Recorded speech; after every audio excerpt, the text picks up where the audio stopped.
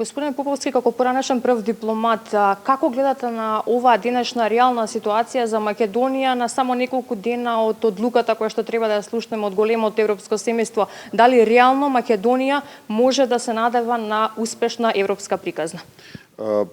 Успешна приказна да, но на многу долг рок.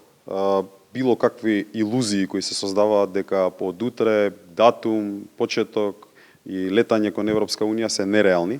Впрочем, тоа и подолг временски период повеќе земји членки ни го укажуваат. Мислам дека сериозен ризик постои во наративот на поврзување на одлуките на европско ниво со внатрешно политичката динамика и сметам дека игнорирањето на некои од забелешките дека поголем фокус треба на примената, дека навистина се очекуваат длабински реформи во земјата, покриено со тоа направивме жртви и сега треба да влеземе, се соочуваат со судир со реалноста. Веројатно владата смета дека повторувањето на приказната за успешност, за регулирање на сите проблеми, за напредок и префрлање се на минатото дека некогаш ништо не чинело, а дека сега е идеално, ги доведува во еден теснец да се судираат со реалност на неколку дена пред Советот. Јас лично мислам дека неспорно е тоа дека Македонија одамна треба да почне со преговори, но ако не ја гледаме реалноста во Европската Унија, имаме ризик да се заглавиме во розовата слика која би сакале да ни ја прикажат од владачкото мнозинство, што веројатно е логично. Така. Оние големи земји членки кои што практично го имаат оној одлучувачки глас во целата оваа одлука, постојано повторуваат дека сме направиле реформи, дека Македонија завршила домашната задача, меѓутоа не сме подготвени за да бидеме дел од семејството. Дебата околу тоа дали треба да почнеме преговори, мислам дека не сме да има. Објективно, тие критериуми требало, мислам, односно таа одлука требало да се донесе 2005. Секој одлагање од 2005 е загуба и за нас, и за Европската Унија. Значи, од тој аспект нема никаква дилема. Во однос на нашата реална подготвеност за членство во Европската Унија, онаква како што Европската Унија ќе изгледа во следните години, значи после реформата, после промена на процесот, ние сме реално многу далеку. Затоа што веќе никој нема да го гледа нашето законодавство, туку ќе гледа како функционираме внатре, и затоа што самата Европска Унија нема во никој случај да донесе одлука за членство до оној момент додека не се убедени дека сами знаеме да функционираме и да ги спроведуваме стандардите кои се спроведуваат кај нив. Така, вчера ја очекувавме она голема средба на Макрон и Меркел. Колку беа реални тие очекувања дека овие големи државници на менито како прва точка на таа заедничка маса ќе стават состојбата со Македонија и членството во Унијата?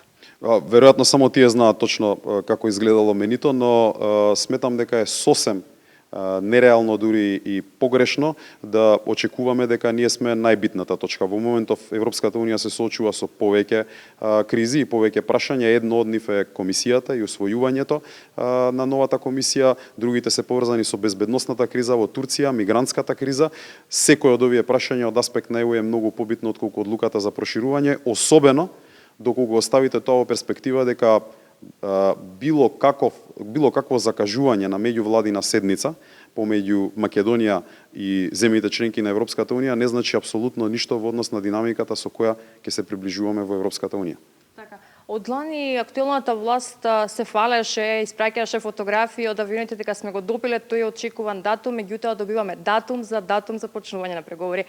Еве за крај, дали Македонија реално годинава или во блиска еднина може да го добие тој посакуван датум? Веројатно таа е една од оние технички грешки кои во континуитет ги правиме, значи создавање на еуфорија дека нешто се завршило, доколку тогаш не се создаваше таква еуфорија, веројатно денес ќе беше многу по неутрална атмосферата. Денес има земји членки кои реално стравуваат од фактот дека покрај тоа што сметаат дека е заслужен почетокот на преговори, може да има негативен ефект и тука да се интерпретира како завршивме работа, продолжуваме право. Јас мислам дека било кој одговорен граѓанин во Македонија не смее тоа да го прави, но воедно и никој од политичките елити не смее да се сити, да речам, на цената која плаќаме поради тој преголем ентузијазам или сурфање на кампањата дека еве сега по автоматизам влегуваме во Европската Унија.